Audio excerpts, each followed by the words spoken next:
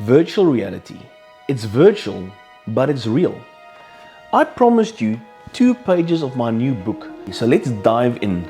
This is the 2nd chapter, and it's called Virtual Reality. I start off by saying what you perceive will end up changing what you believe.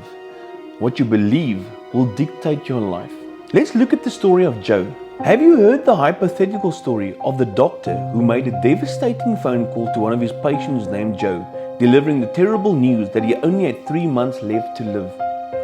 Joe had a severe liver defect and doctors couldn't find a cure. He was utterly devastated.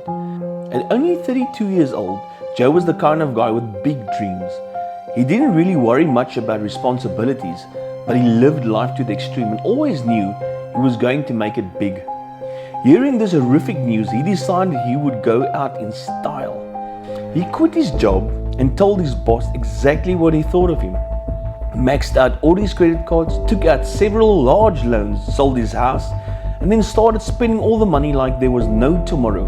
Drinking, partying, doing drugs, engaging with prostitutes, and even gambling everything away. 2 weeks before his deadline, the doctor called him back. But this time the conversation began with a profuse apology. It seemed they had mixed up some of the test results, and they had wonderful news. Joe wasn't going to die. He was perfectly healthy. This is clearly a hypothetical scenario, but just imagine the catastrophic consequences this could have in a real-life situation. Ironically, both the first and the second telephone conversation were based on what seemed like scientific facts delivered by a doctor, a credible and significant source.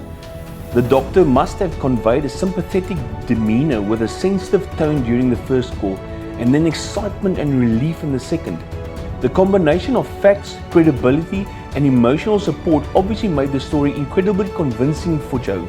For this simple yet powerful reasons, Joe made impulsive, life-altering decisions to make his last days count, consequently leaving him deeply in debt and with absolutely nothing to his name.